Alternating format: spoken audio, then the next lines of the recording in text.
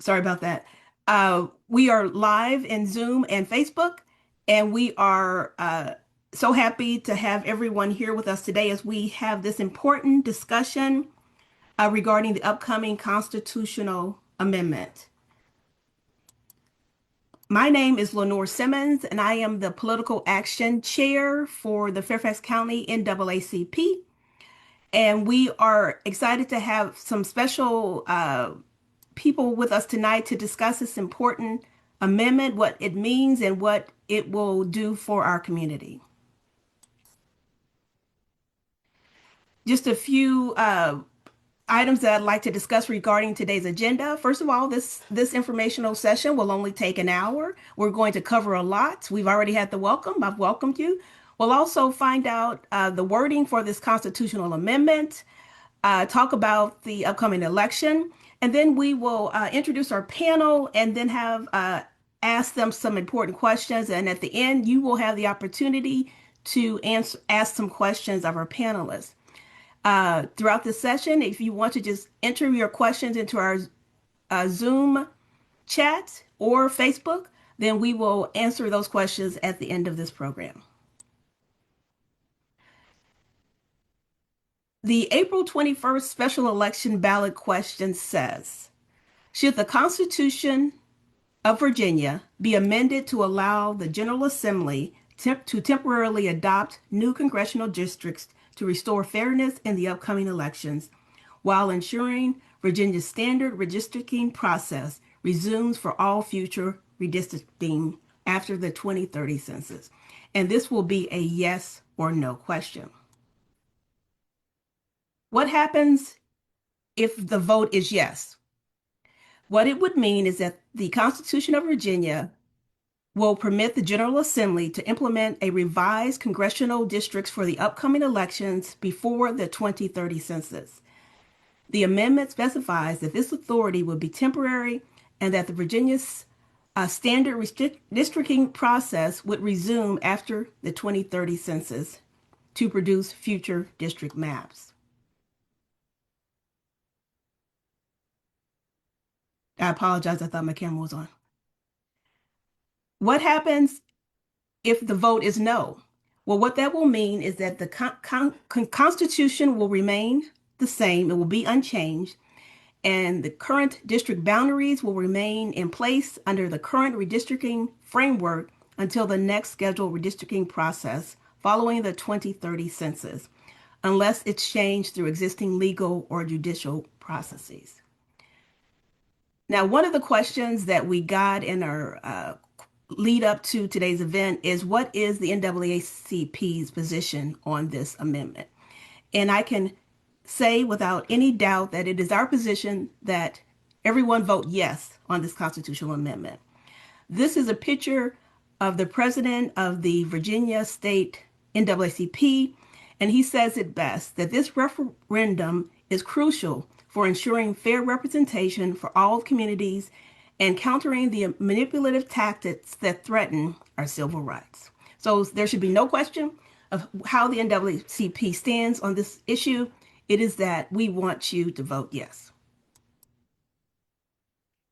We have had many opportunities to speak to the community about this event, and this Saturday, when polls will be open for the first time on a Saturday for this election, we are going to have a Souls to the Polls, and there will also polls will also be open on the 18th, but they are open now throughout the week. And if you want to use the QR code that's on the screen, it will tell you where you can go to vote before the April 21st election day. Now it is my honor to introduce our moderator for today. It is Dr. Elena Walker. She is a new member of the NAACP PAC committee, and she is, just a second, I'm sorry. I had my notes. I'm going to let her introduce herself. Elena, she had a little trouble joining today, but I thought I saw you join. So if you could unmute and just a second. I think I'm going to have to unmute you.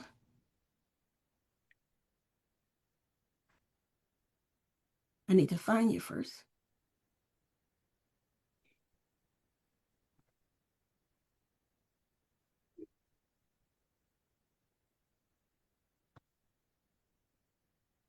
Elena, are you there? You should be able to unmute yourself now.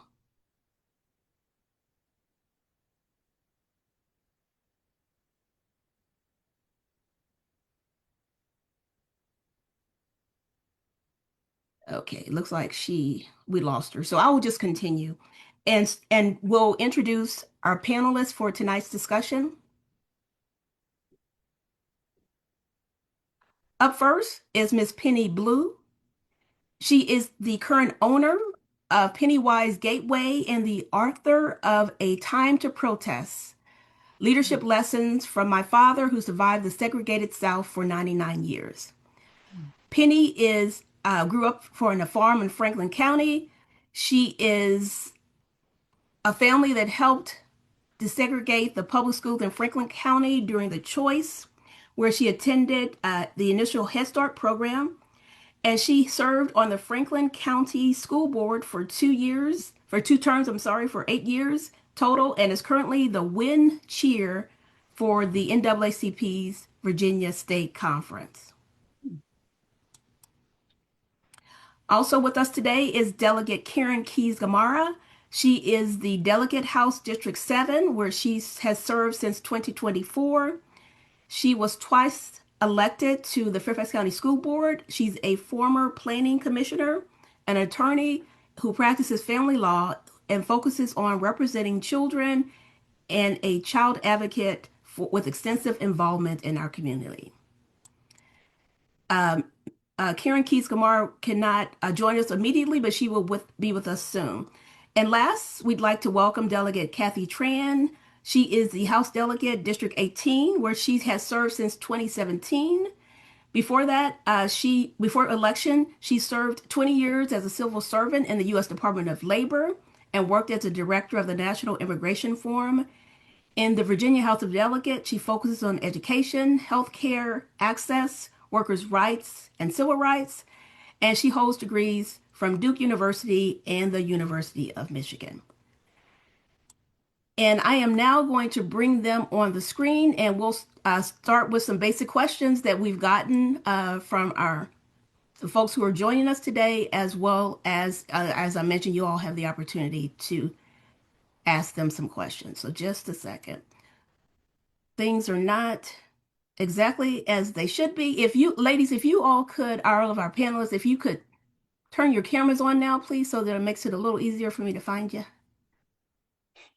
There you go. Thank you. I'm going to spotlight you for everybody.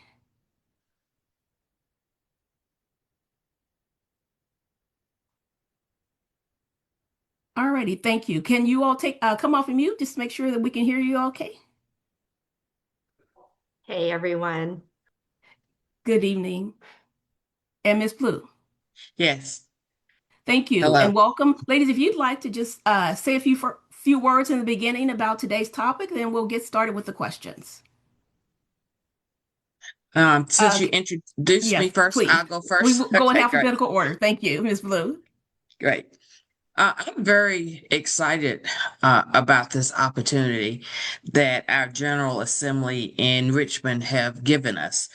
I say that because a lot of times we complain about our leadership, but our leadership in Richmond has really stepped up to the plate to ensure that we we have a fair playing field in the House in Washington, D.C. And so I'm just very proud of that.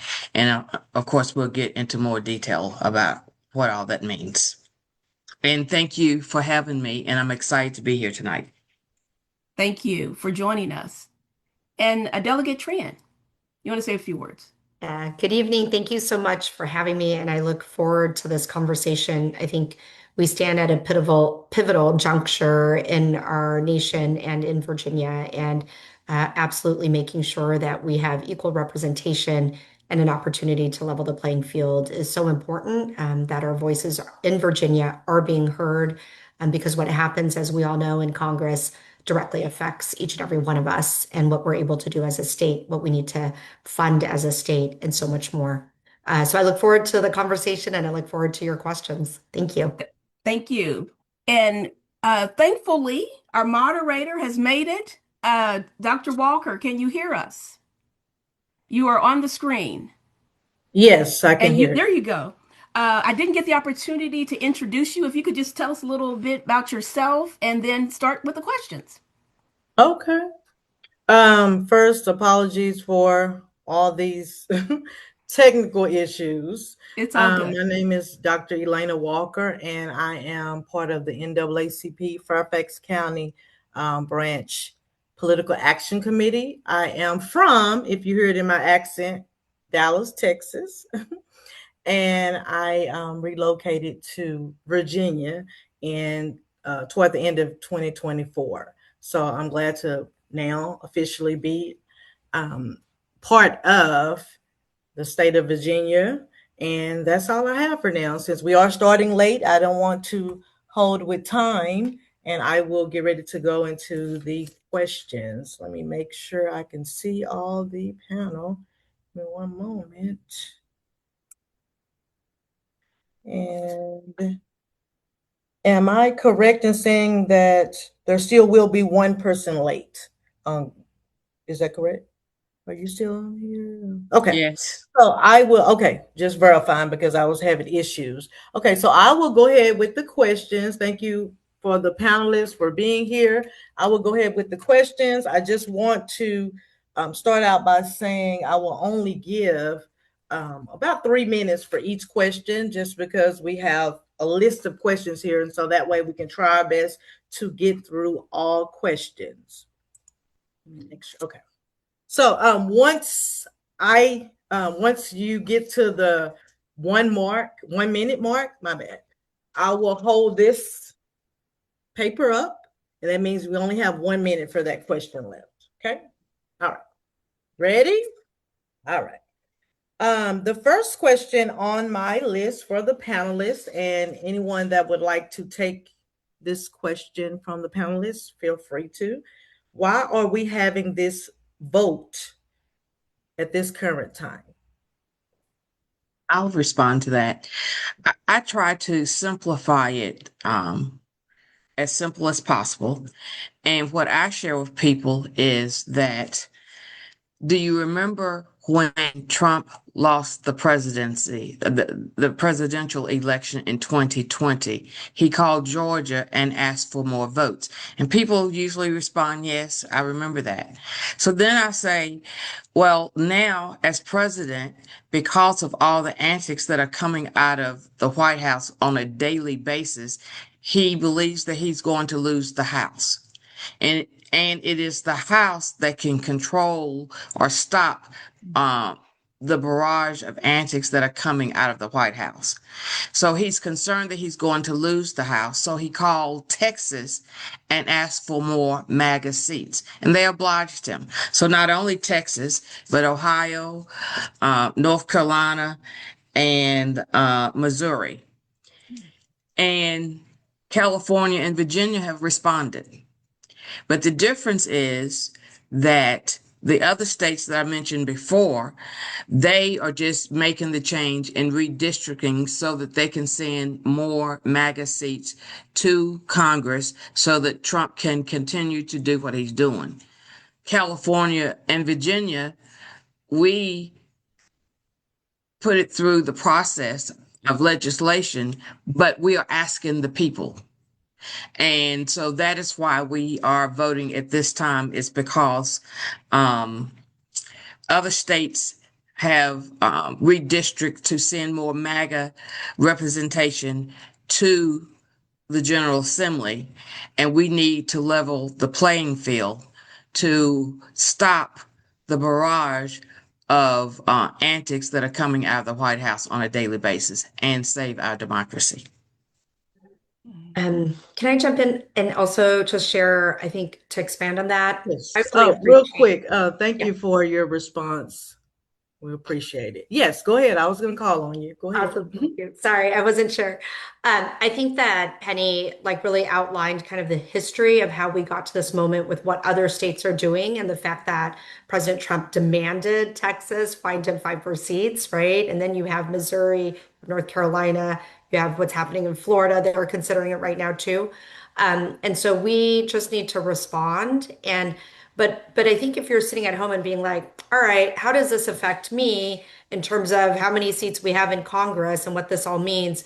I think it's really important to note the passage of HR 1, right, recently, last year, and what that bill does in terms of gutting Medicaid, what that bill does in terms of gutting SNAP and helping poor families and poor people access food. What that bill, what we're talking about in terms of the ability to fully fund public schools at the federal level, what we're talking about around vaccinating our kids and maintaining public health standards, what we're talking about the environment, what we're talking about gun violence prevention, all the things that Congress can put a stop to the madness and that's happening from the White House is what's at play right now. And if you want Virginia and our voices to be equally considered in Congress, this is an opportunity to vote to level that playing field. That's what we mean, because all of those actions that are being taken by the White House and by Congress directly affects us, right? So I'll just give you a quick example. We just finished our legislative session, and we have to put our state dollars to plug the holes in on Medicaid so that our vulnerable families can get health care. We have to put our state dollars to plug the holes in for SNAP so that our poor kids can get food and have some food security. And so that's just examples of how some of these actions are directly affecting us and Virginia and the lives of folks all around the Commonwealth and in our communities. So that's why this moment is so critical. Thank you for your response. Okay, so we're going to move along because we do have a lot of questions. And just a reminder, I don't know if this has been said already. If you are viewing, you can actually add a question in the chat on Zoom, or if you're viewing by Facebook, you can actually add a question as well.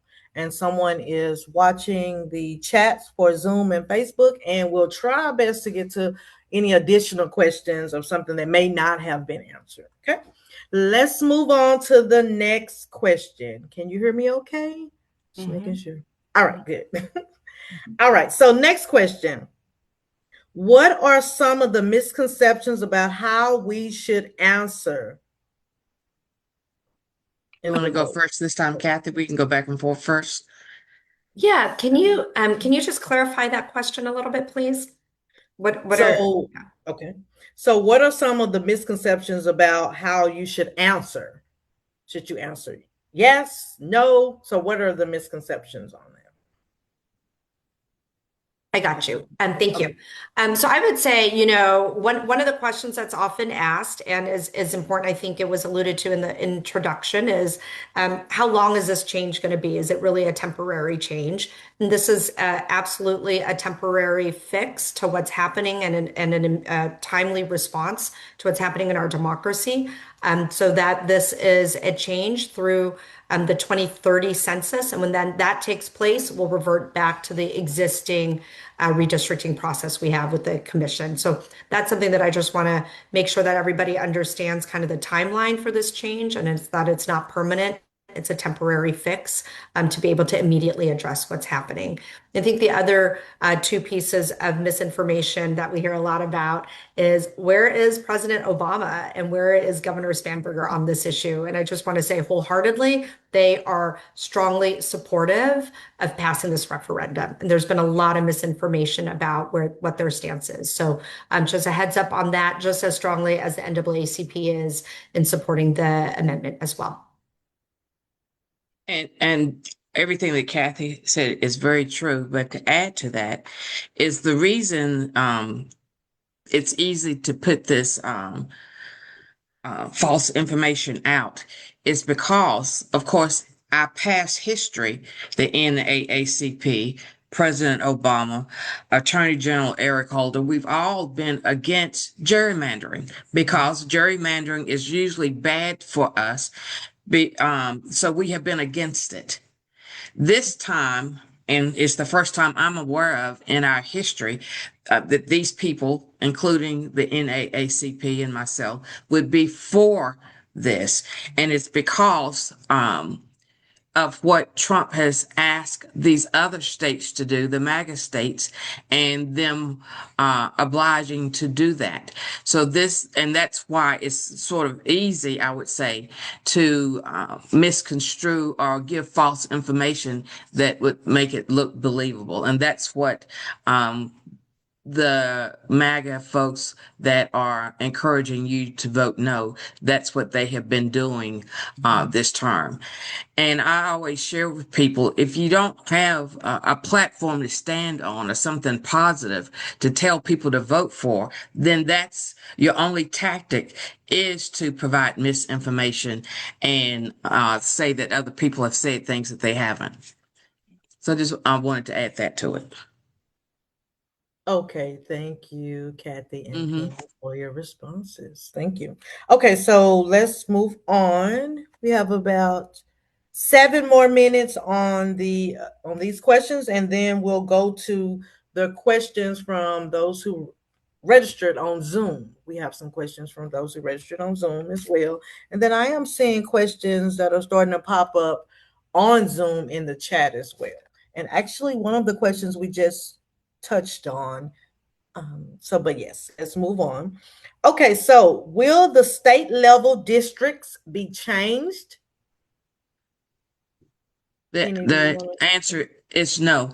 This only impacts the congressional districts. Virginia has 11 congressional seats, and it will only impact these 11. It will not impact any other districts within Virginia.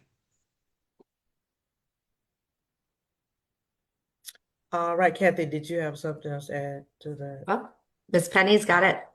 Oh, okay, we'll go home. Thank you. All right, next question. How were the new maps determined? I think the most important thing that we were looking for was to make sure that we had as many competitive seats as possible in order to make sure that we were leveling the playing field and lifting up our values as Virginians in Congress. So, And I have nothing to add. All right. Okay, thank you. Okay, so one more question from the initial questions, and then we'll move on to Zoom questions of those who registered in advance for the Zoom. Will the elections in 2026, 2028, and 2030 be under the mid-decade maps? The answer is yes. As Kathy mentioned earlier, the wording on the ballot does mention temporary. And in 2030, once the new census are done, then they will take those census and redo the districts. But until 2030 census and the new maps come out, then this temporary measure will be in place. And if I can just also add, so once the census, the 2030 census is complete, what we'll do is go back to the existing redistricting commission process for the development of maps moving forward at that time. So that like we have both been saying, this is just a temporary fix, and it's a timely fix to address kind of an urgent need that we see happening right now in our country. Okay, thank you. That is the end of the questions that I have for the panelists. I want to move on to the Zoom registration. Those that registered in advance, thank you so much for putting questions in the Zoom registration. And I will move on to those questions, and we'll go from there. Kathy or Penny, whichever one of you wants to start first, that's fine. Okay, on this one. Okay, so the first question: what happens after election results are tallied? What's the next step by the state officials? You want to take this one, Kathy?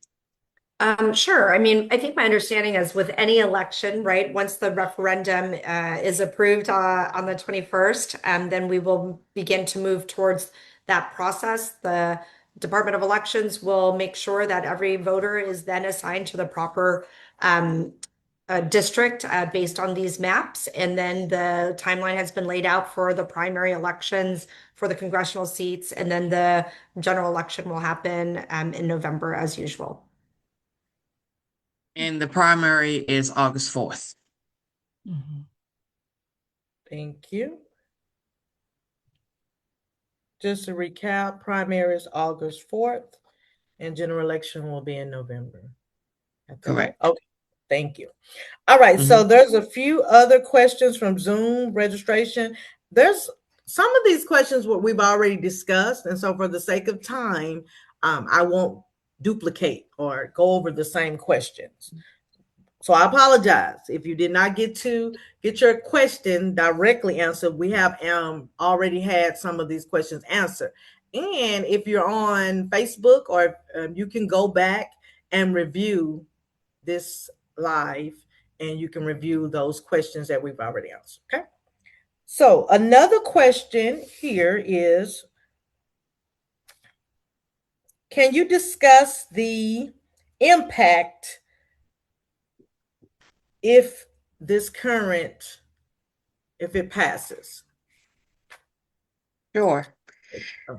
The impact is currently Virginia has 11 congressional seats, and currently there are 6 Democrats and 5 Republicans. So if we were to vote again in this same way, the assumption could be that it would still be 6 and 5. The way the maps have been redrawn is so that we can counter what the MAGA states such as Texas and North Carolina, et cetera, have done. So the impact would be the maps are drawn so that we will have a better chance of electing 10 Democrats and 1 Republican. And what that and the overall impact would be, if you look at the other states that have redistricts to send more MAGA candidates to Congress, and then what California and Virginia are doing, the numbers add up to where there will be a +1 with regard to Democrats. And the overall impact is right now, the House has relinquished their power to the president and allowing him to do whatever it is that he wants to do. If we, or when I'm gonna say when we win and get a more fair Congress, then they will take up their responsibility and stop some of the shenanigans, or stop the shenanigans that are coming out of the White House on a daily basis. So this will not only impact Virginia. A lot of people look to Virginia because we're a bellwether state, and so we set the precedents like last year for the rest of the country. But this will immediately impact the entire country with regard to, because it is congressional seats. And I'm sorry, so the impact will be many of those things that Kathy mentioned earlier. She went through the details of what has been a negative impact to the United States over the last year. And so we can turn those things around. Thank you. Just to, again, let me give you a quick reminder or mention that if you didn't hear some of the conversation early on, this is being recorded live, and you can also go back to Facebook if you have Facebook, or if you don't, you can go to Fairfax NAACP Facebook page, and you'll be able to review this live. Okay. Kathy, did you have something to Yeah, share? can I just add, and I think Penny brought in such an interesting aspect of what's happening, because we've talked about what the impact is to us in Virginia, right? Like when the Medicaid program is being gutted, that's people in Virginia, and in my district here in southern southeast Fairfax County, nearly 1 in 5 people rely on Medicaid for their health insurance. So when Medicaid is gutted at the federal level and we step in at the state level, if we're not able to make that program whole, you're talking about my constituents and your neighbors and people you know who aren't able to have health coverage, right? And so that's just a very clear example, I think, of what, and we can all think of so many more of what happens at Congress and how it impacts our families and our neighbors and people in Virginia throughout the Commonwealth. But the other piece I think Penny talked about that we should lift up is what this means for the country. Because right now, with the congressional midterms underway, and you could all the different races and prognostications about who's going to win which seat and all of that, just nationally, it's going to be a huge fight over who wins the majority in Congress.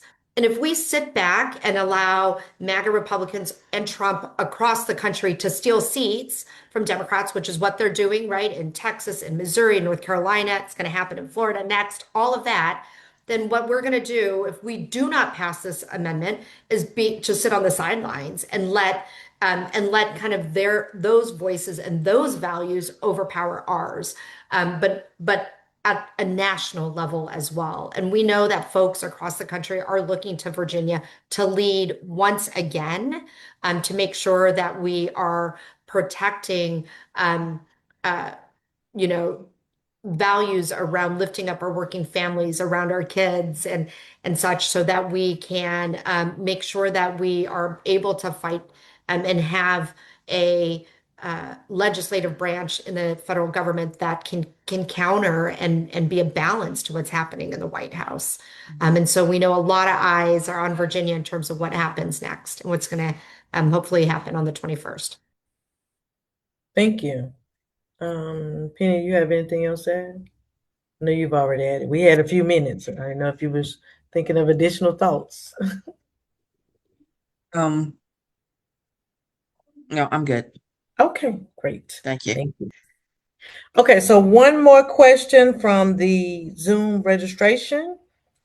With the new districts, will we be seating representatives who will lose their seats due to a successful appeal? My thought is that the Supreme Court has upheld this to allow the citizens of Virginia to vote. And I don't see the Supreme Court then the Virginia Supreme Court. So therefore, I don't see the Virginia Supreme Court, after they have asked the citizens to vote, to then turn around and not uphold that vote. I think if the question is, can somebody who loses an election also be seated, right, each congressional district will have one representative. And as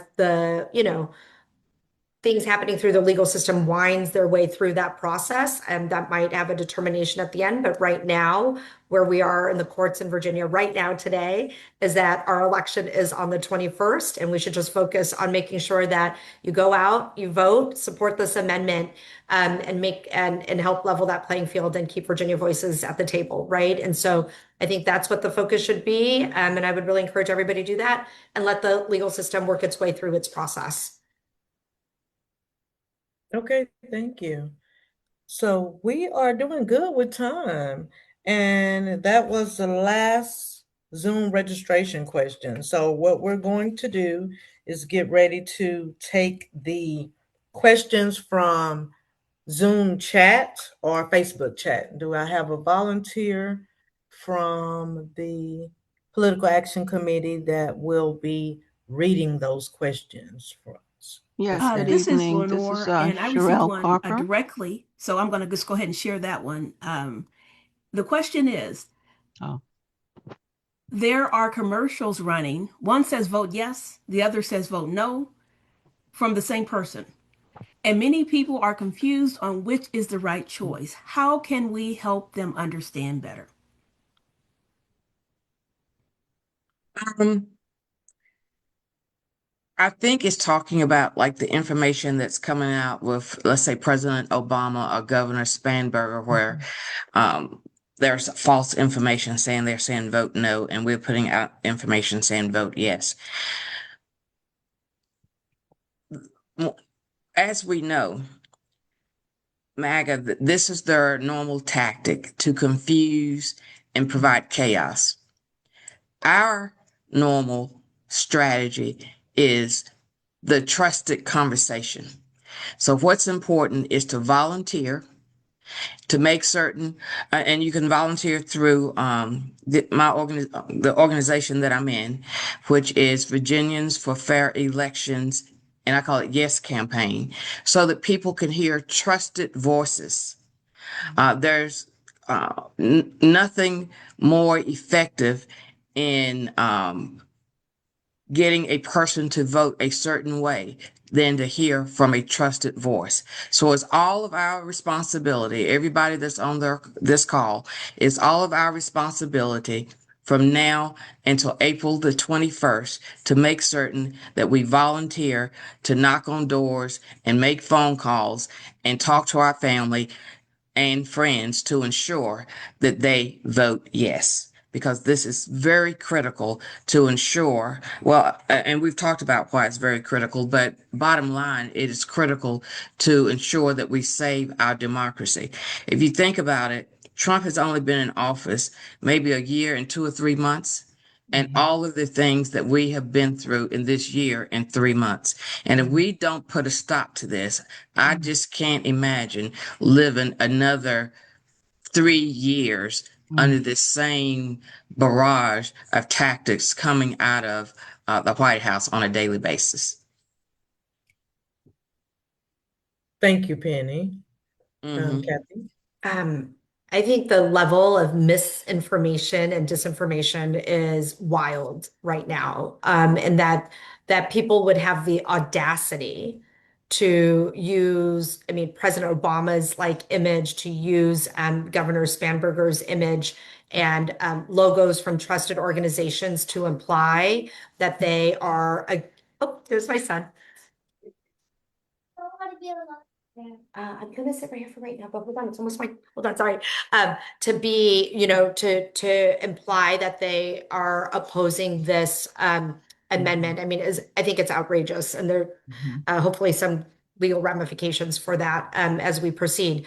But I think what's really important, Penny said it, is we've laid out the case for you tonight, and you can pick any issue that you care about right now and completely, you know exactly how Trump is undermining the rule of law, how he is undermining policies and programs that support the most vulnerable in our communities, and how this has affected people, right? Like you look at Doge even, right? I was just with a bunch of recent federal workers yesterday who were trying to find a new job because they lost their jobs through Doge. And like, somebody who's been affected directly by this administration. And we cannot sit on the sidelines and give them any, just a blank check to continue that destructive work. And you have an opportunity now to like put a check on Trump, to level the playing field and make sure Virginia voices are being heard. And that's, if you believe that as strongly as we do, I hope you'll join us in having those conversations with your friends, with your community, your neighbors, with your community, with people all throughout Virginia, and encouraging them to come out and vote. We need to make sure that people are hearing from us directly as they are considering this amendment, and knowing also that we have to do that legwork in battling that misinformation. Thank you. And it looks like Delegate Gamora just joined us. Is that correct? I believe I saw. Yes, that's correct. That is correct. And Oh. Delegate Keys-Gamarra, you should be able to unmute yourself now.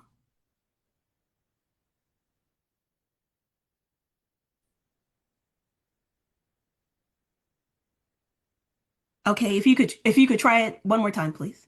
I've made you a co-host. You should have that ability. There you go. There it is. There it is. Hi, everybody. Good evening. Thanks so much for joining us. We know that you have other activities. Well, we really really appreciate you coming out to talk to us today. And we've answered a lot of questions. So if you just want to share what your thoughts are about this upcoming amendment election, we would appreciate it. Well, I'm glad to see my colleague here, and I really just wanted to hop on to say how critically important it is that everyone not just vote, but take a friend. I like to say take five, but at least take more than yourselves to the polls, because we really have to take appropriate steps to level the playing field. We are essentially in a democracy crisis. And we cannot allow the administration to skewer or rig the upcoming midterm elections so that he can continue to operate with unchecked power. And so I just urge everyone to get out and vote. This Saturday is the first day that we have Saturday voting. And so I personally feel that this is an emergency. I will be voting this weekend, and I'll be urging everyone that I know to do the same. Thank you for joining us, and thank you for your response. We will take a few other questions from either Zoom or Facebook chat, but before we do, I'm going to pause for a quick moment just to make sure that to remind everyone, if you're thinking of a question and you're typing it in real quick, that the whole point of this virtual town hall was to get a deeper understanding of the issues around us in our communities and the power of us to vote. And so that was the whole point of this. And one of the main points is the power of us to vote. And so that's, and listening and understanding different things, since there was some misunderstandings about the special election. So we will take a few more questions. If there is a question, we have time. Well, actually, let me be direct with this. We have time for 3 more questions. I received a question directly, and I'm not sure that they understand the issue, but I will say it as it is written. Why was the 2030 chosen, not an earlier date? And I think it may have been regarding when we mentioned the census 2030. So if any of you want to address that, that would be great. Census are done every 10 years, 2010, 2020, 2030. And after the census, that is when the redistricting normally takes place. So that's why 2030 was chosen. It's because right now it's called a mid. We're doing it. Mid-decade. Like a Yeah, thank Mid-decade. you. A mid-decade redistricting, but it's normally done every decade, right after the census are done. Okay, thank you. We got another question in the chat. It says this real vote quick, is. Lenore, let I'm me sorry. mention. So, Nicole, I don't know if you put your question in chat, but can you please put it in the chat, and then someone from the Political Action Committee can see it and then determine if they're going to read it. Because the process is we're not unmuting everyone, but you can put your question in the chat for us, please. I Thank can't you. see the question. Okay, go ahead, Lenore. From Miss Tracy Bulandi, I apologize if I mispronounced your name. The question is, this vote is meant to support Democrats, but long term, how will this help voters who feel that neither Democrats or Republicans are representing their interest? You want to take it first, Kathy? Yeah, I would say, I think first of all, you should look at it. This is not necessarily to just support Democrats. This is to make sure that we put a check on what is happening right now. And if you are like, hey, I want Medicaid gutted. Hey, I don't want to help families that are facing hunger. Hey, I don't want to, fund the public education system. Hey, I don't want to help stop gun violence. Hey, I don't really care about the climate change that's happening and affecting our communities. Hey, I don't really care about what's happening in the Middle East. Like if those things don't bother you, then that's okay. And then you would you might not be supporting this amendment. If any of those things bothered you, though, Democrat, Independent, Republican, Libertarian, however you identify, and you want to say, I need to make sure that my voice is being considered equally here in Virginia amongst all the states in Congress, and to be able to put a check and to have a Congress that is going to take action and make sure that we are focused on our working families and the health of our communities and progress, then please come and support this bill, this amendment, right? And I think if you think about it, like, what are your values and how can you stand up and speak out and make a change right now in what's happening? This is an opportunity to help level that playing field. And I would like to add to that. I definitely don't look at this as Democrat versus Republican or helping Democrats. I even had a conversation with a woman because I make phone calls every day. And she says, well, I don't look at the world as red and blue anymore or Democrat and Republican anymore. I look at Israel versus Palestine. And I said, well, let me share another way for you to look at it. Saving our democracy or losing our democracy. And so whether you have problems with Republicans, Democrats, independents, etc., this is about us still being able to have issues with Democrats and Republicans and independents. Because if we don't put a stop to this now, we are really on the verge already of losing our democracy. So if you want to continue to have input with regard to Democrats, Republicans, and saving our democracy. That is what this is about, because it is about having a Congress that will hold up their responsibility, the responsibility that Congress has. Right now, Congress has relinquished their responsibility and allowing Trump to do whatever it is that he wants to do. So that's what this vote is about. Okay, thank you. Are there any other? I'll take one more question, either from Zoom or Facebook. I don't know if anyone Yes, else- there's one question. Okay. go ahead. Hmm?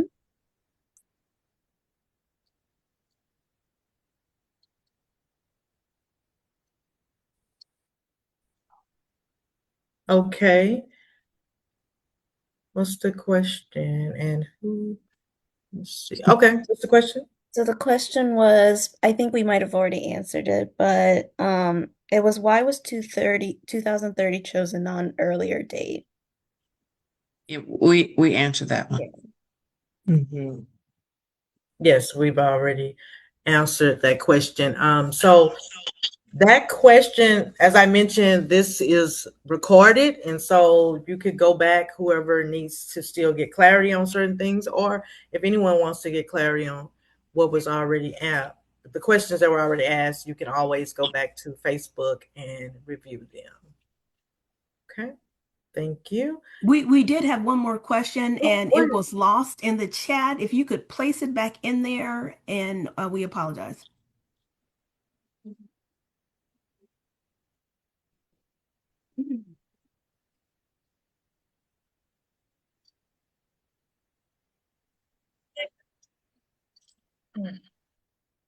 It was from the person who had attempted to raise your hand, but until you type that back again, I apologize again. We did have a couple of other questions regarding the postcards that have been mailed. I receive, I don't know, one daily. So, do you all have any thoughts about why that's happening? Uh, who's doing it? Should we care? Because our neighbors are getting them. Are you referring to the ones that are misquoting the governor? Absolutely, and the president Okay. and President Obama. So there is a PAC, and the delegate may want to chime in on this, but there is a PAC funded out of state, but also a delegate, a former Republican delegate, is helping to provide misinformation across the state.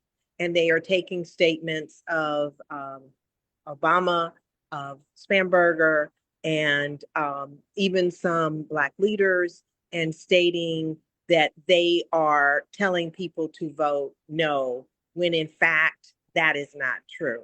It is happening intentionally to mislead voters, to say it as directly as I can. And to add to that, as I said before, when you don't have anything positive to run on, then you have to revert to chaos and misinformation. And so that is what's taking place. Should we be concerned about it? Yes and no. From a standpoint, it shouldn't be happening, but it is happening. So therefore, what we should be doing is making certain that we inform everybody and that everybody understands what the real deal is and that they should vote yes. I should also say, it's a former African American Republican delegate who, Yes. in my opinion, was always taking information about the civil rights movement and Jim Crow and lynching and twisting its meaning to support the message that wasn't intended. And so this is a continuation of how he previously presented himself. And I personally believe he's seeking significance within his party. But it is misinformation, it is dishonest, and it is misquoting people. Can I just, I think it's also really important, and it gets back to a conversation, and earlier discussion when Penny talked about having conversations with people you trust about this, right? So I think if you look up who supports versus who opposes, I think it helps become clear. And you can look up President Obama's Instagram and Twitter and Governor Spanberger's as well to directly hear from them where they stand, not just on the mailers, right? In the support column, you have President Obama, you have Governor Abigail Spanberger, you have the Speaker of the House, you have the President Pro Tem of our Senate, you have the NAACP, you have organizations that have worked day in and day out to lift up, our vulnerable community members, our working families. On the opposition side, you have former Governor Youngkin. You have the former Attorney General Jason Miyares. You have the Republican congressional members. You have Peter Thiel, who is a mega Trump donor, pouring millions upon millions into this race. I just want to give you a sense, right? And that's just facts in terms of who supports and who opposes, and who do you trust to help lead in this moment of crisis that our country is facing, and to help make sure that Virginia and Virginia's voices and our values are at the table. And so I just want to bring that up. And of course, all the mails coming in, because our votes are going to make a difference. And our votes are important. And so important that they are like using all the misinformation and disinformation strategies they can possibly use to confuse matters. But at the end of the day, when you look at that list, I hope that you know, right, that who you would want to trust and help lead us forward in this moment. I hope that you'll come out and vote on the 21st or in early voting to help get this amendment across the finish line. Thank you. We are almost out of time. We have about 7 minutes. And so I want to make sure I mention to the panelists, thank you for being here. Thank you for all your responses. And I want to give each of the panelists 1 minute to, if you have any final something that you would like to mention to us about the special election, and you can mention that. And then Lenore, who is the Political Action Committee lead and chair over the committee, she will close us out. Okay. And so Dr. Walker, can go ahead. I provide just one last question, and maybe our panelists can incorporate their answer in their closing remarks? And that question is, do the panelists see a situation where a yes vote could come back around to bite us in the future? Are the Democrats just doing the same things as the Republicans are? That is the question. If I can Okay. go first, because I need to go back into my event, and I'm happy to answer that question. Yes, go ahead. And then after you go, I would like Penny, could you go? And then Kathy could go. All right, go Okay. ahead. So I firmly believe that this move has been done with the highest level of integrity available. We had set up back in 2020 a way to redistrict our communities. And then we experienced movement from this administration that was a blatant disregard for what people were relying upon, and it has impacted who has control of Congress. It has already impacted it, and it has the potential to harm us in the future. What Virginia is doing is the least intrusive way of taking a stand and trying to level the playing field so that people who believe in democracy, people who are concerned about all the things that the delegate mentioned, can maintain their voice and try to make sure that the balance of power that was established for this nation, that it stays in place. It is under very limited circumstances. It is temporary, and it will end at a date certain. And most importantly, this decision will be made by the voters.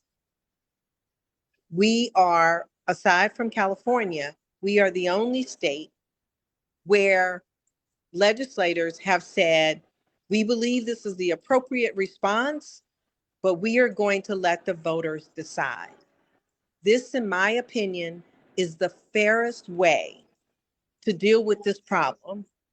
And we could not, I personally, as an elected official, could not sit idly by and just let this administration harm the nation so that they could maintain control and continue to disregard the humanity of all of our constituents. Okay, thank you for your responses. And we know you have to go ahead and you have to leave. So we do appreciate you and have a good evening. Thank you. Thank you. Penny, if you would like to give your closing. Thank you. Sure. I think what she said was very right on. I do believe that this redistricting was done with integrity. And what people have to understand is, I hear sometimes, well, two wrongs don't make a right, etc. But again, I'm out here talking to voters every day, either on the phone or in person. So one voter said the way that he explains it is that if you're playing a football game and both of you have goals in the end zone, and one team moves their goals to the 20-yard line, do you leave your goal in the end zone, or do you move it to the 20-yard line where you can have a fair chance in winning? And so when I look at this, people still want to operate as if what is going on in this country is normal. What is going on in this country is not normal. So we need leadership with the backbone and the courage to do what needs to be done. And that is what our leadership in Richmond has done. They're not sitting on the sidelines and just allowing things to happen. They have decided, well, they have the backbone and the courage to do what needs to be done. And this is changing the Virginia Constitution. And in order to change the Virginia Constitution, two General Assemblies have to vote on it, and the people have to vote. So I don't think this would bite us in, or turn out to be a negative issue later, because again, in order to make a change, because this is temporary. And so if someone wants to extend it, we would have to go through this exact same process again, where our leadership would have to, General Assembly would have to vote on this twice and would have to come back to the people. So Virginia is leaving it up to the people. We have the leaders that have done what they need to do. Now we, as the people, we need to do what we need to do. So again, we have less than 2 weeks, and we need to volunteer, make certain we knock on every door, make phone calls, and ensure that people get to the polls and vote yes, so that we can save our democracy. And it's going to be Virginia that's going to help save the nation. Okay, thank you, Penny, for your responses. We do appreciate it. Kathy? Um, uh, Penny and Delegate Keys-Gamarra were so eloquent. I think I would just like to add, these are unprecedented times. And the rule books that we have followed as a democracy, basically for the last 250 years, have been thrown out the window. And this president makes up his own rules as he goes along. And the Congress right now has abdicated their, responsibilities and putting a check on the presidents, right? We have a system of checks and balances. They're not doing their part. And so I come back to, as a legislator, as a policymaker, as somebody who also interacts daily with constituents and hear about their concerns. And so I think about what this impact has meant. I come back to healthcare. I come back to food insecurity. I come back to funding our public schools, fighting climate change, trying to stop gun violence, trying to protect our federal workers. Congress has a role in all of that. And so we can sit on the sidelines right now as a state. And what we've done in the General Assembly is to say, Virginia voters, we want you to have a say in all of this. So now it's up to you. Are you going to sit on the sidelines and allow inaction at Congress, and even more potential inaction because they're stealing seats in other states to like tamp down our voices, right? Or are you going to take a stand? And that I think that is the question at hand. Because if you sit this out, then it's really hard later on to be like, oh my gosh, I was really angry when they did that or when they wouldn't do something, right? It's really hard. This is our chance to speak up, speak out, and make sure that Virginia values are going to remain at the table and have equal say in terms of what's happening. We didn't want to be here. We didn't ask to be here. But when Trump said, give me 5 more seats, that started it all. And when you see states across the country answering him by redistricting, doing this mid census redistricting and starting that process, we have an opportunity in Virginia to respond and to level that playing field for all of us. I hope you'll come out and vote, and I hope you'll join us in supporting this amendment. All right. Thank you, Kathy, for your responses. We do appreciate you. So we are going to close. We have Lenior. Are you ready to close us out? And thank everyone again for being here and listening. And if you do want to go back and review, you could always go to Facebook. Even if you don't, if you're not, you could also follow us on Facebook as well. But you can go to Facebook and listen again to this live recording. Lenior. Thank you so much, Dr. Walker. And I really appreciate you taking this opportunity to be our moderator tonight. You did a great job. Thank you also to our panelists for educating us about what this amendment means and how important it is that we all get out and vote our voice and vote yes for this amendment. Just a few more slides I'd like to share with you all tonight.